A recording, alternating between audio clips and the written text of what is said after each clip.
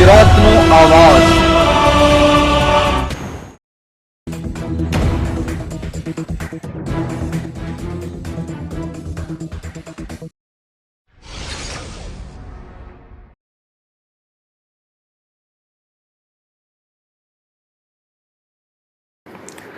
સેનાએ હંમેશા બહેનોની કલાઈ અને તેમના સિંદૂરનું રક્ષણ કર્યું। ઓપરેશન સિંદૂર પર તેજસ્વી યાદવ।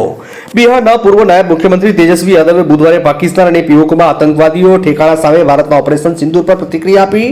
તેજસ્વી યાદવે કહ્યું કે ભારતીય સેનાએ હંમેશા માતાઓની કોખ, બહેનોની કલાઈ અને તેમના માથાના સિંદૂરનું રક્ષણ કર્યું છે। આપણે સત્ય, અહિંસા અને શાંતિમાં માનનારા લોકો છીએ।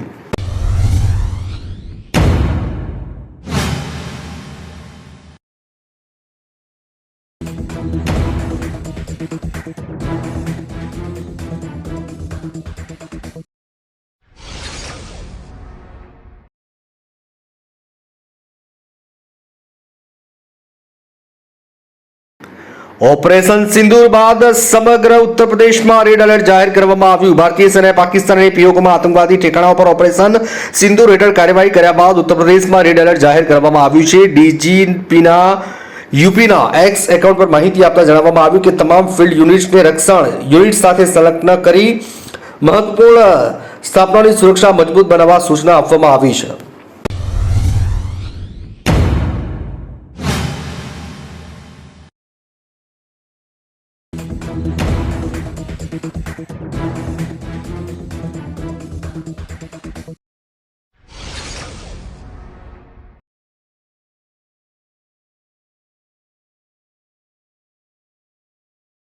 ઓપરેશન સિંદૂર પછી પાકિસ્તાનના કોઈ પણ દુઃસાહસ માટે સંપૂર્ણ તૈયાર ભારત।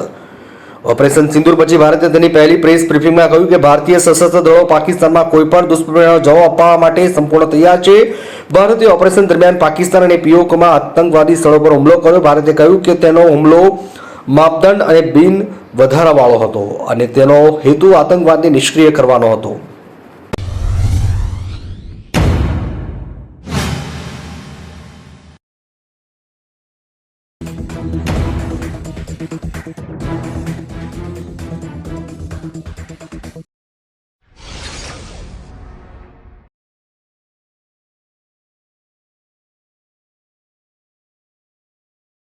એસબીઆઈ ચાલુ નાણાકીય વર્ષમાં 18,000 જગ્યાઓ પર કરાશે ભરતી।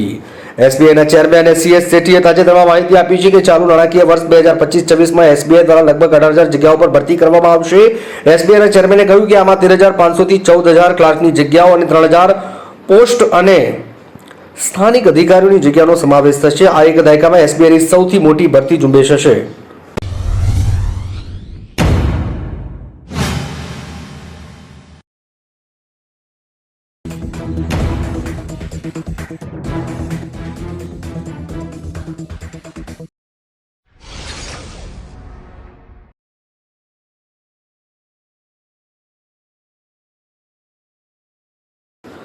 ભારતે પીઓકે અને પાકિસ્તાનમાં કરેલી સ્ટ્રાઇક બાબતે અમદાવાદ અને સુરતના લોકોએ પોતાનો મત રાખ્યો।